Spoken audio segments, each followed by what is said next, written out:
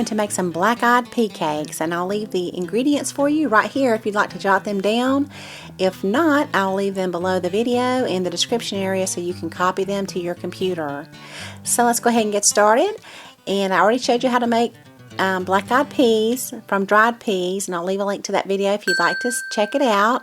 So go ahead and cook your 3 slices of bacon, and please try to use a real smoky bacon.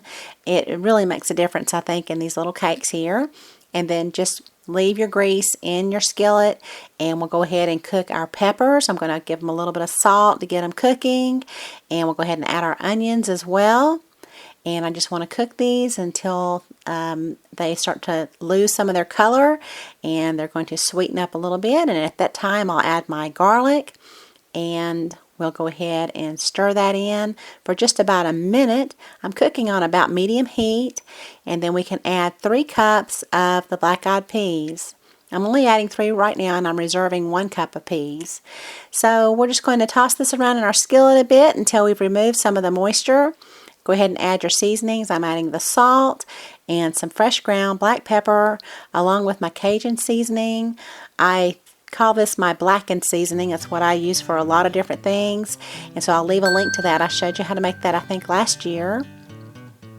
So go ahead and just toss this around. We're going to try to get this to about the texture of a thick paste and just remove a lot of that moisture. So it should take about 10 to 15 minutes on medium heat, and you do not want to walk away from it because you don't want your peas to scorch.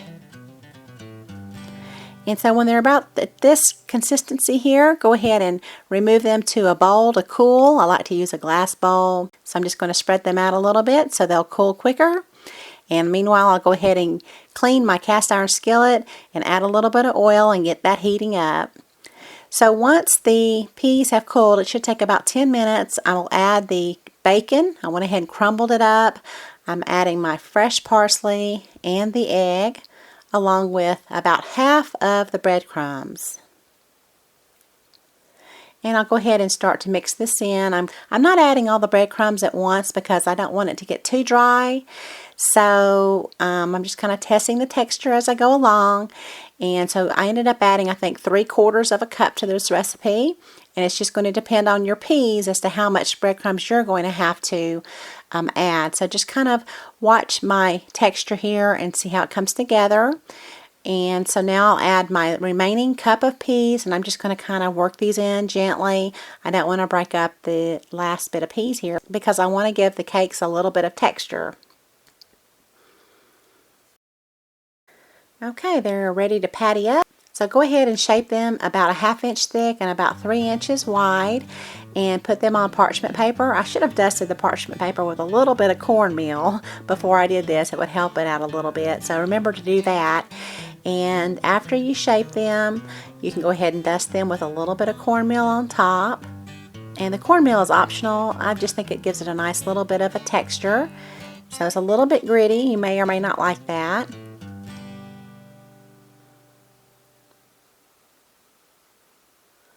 And we will fry them up. You can fry them on each side about 3 to 4 minutes until they're crispy. And if you're doing a lot at one time, because you should be able to get about 10 to 12 out of this mixture, you can put them on a cookie sheet and put them in the oven on about 250 to 300 degrees while you fry the rest to keep them warm, because they're really good warm. And I like to eat it with some chow chow. I showed you how to make some chow chow last year, so I'll leave a link to that video if you'd like to check it out. I hope you can give these a try. Now my son loves it with wing sauce. He really, really likes hot wing sauce on there. I think he would probably just drink the hot wing sauce if I let him. So anyway, I hope you can give these a try, maybe for your New Year's lunch this year, because that's what I'm planning to use them for, is my New Year's lunch. And if you have any questions, leave them in the comment section below. I'll be more than happy to answer them for you. Thanks so much for watching, and y'all have a beautiful day.